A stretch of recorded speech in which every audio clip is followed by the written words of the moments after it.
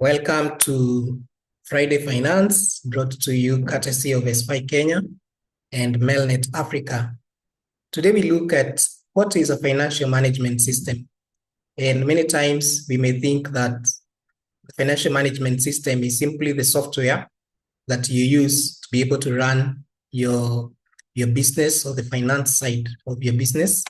But in actual fact, a financial management system has three components, and the first one is people, the other one is processes, and finally, technology. So let's look at each and every one of these three. So the first component is people.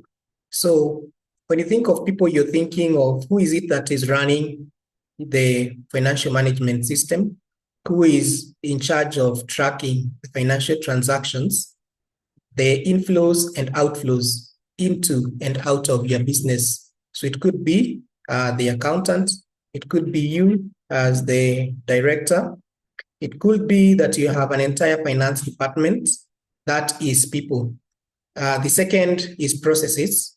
And whereas people are most valuable, it is my opinion that processes are the most critical or the most important, because with processes, it means that even if you were to change the people that are running the system, if you have well-defined processes, and processes, you're thinking of policies and procedures, standard operating procedures, financial management manuals, those that is what you have under process.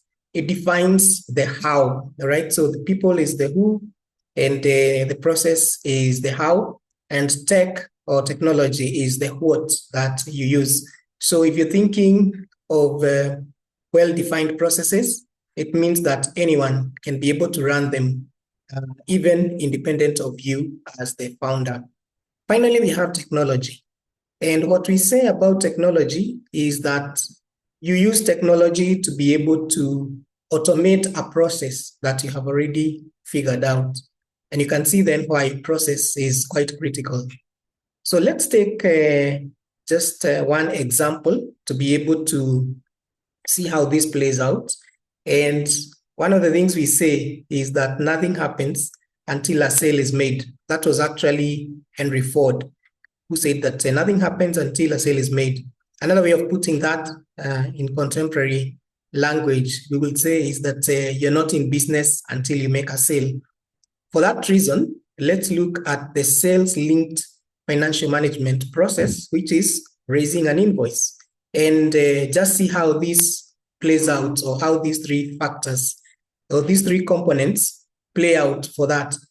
So if you're thinking of invoicing, then you realize that the first thing that you want to think about is the process. And the process is a policy. What invoicing policy do you have in place, for example? Do you invoice at the start of a job?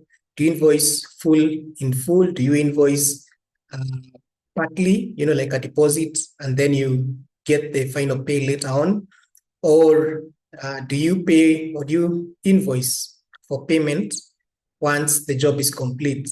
So that is the process. Now comes the second question of the people. Who is going to be raising the invoices? Is it you as the founder? Is it an accountant? Is it an outsourced bookkeeper? Are you going to be relying on what we call fractional services, where maybe 5 of you come together and you have a shared resource? That happens especially for groups of companies. So that is the second thing, where you're looking at what is the process of invoicing, or that is what is the people, or who is the person that is responsible for invoicing. Then finally comes technology. And technology, you are asking, what tool am I going to be using? You can raise an invoice from MS Word. You can raise an invoice from Excel. You can even do a printout. You can actually do printed invoices that you fill in manually. So you can see how technology comes in at the very last bit, having figured out the process, having figured out the people that are involved.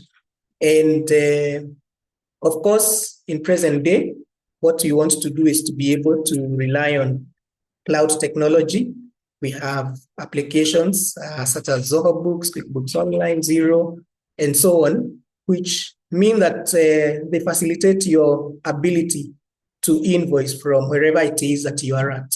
So the next time you're thinking about a financial management system and thinking that my financial management system is in disarray, I'm not able to tell how much I am making, or I don't know how come I am profitable but broke. This is the beginning point, and we'll definitely look at much more in terms of building systems and look at tools and explore way more in terms of what counts for a profitable and liquid business. But to start with, just to let you know that the next time you hear of PPT, don't just think of PowerPoint, think of people, process, and technology.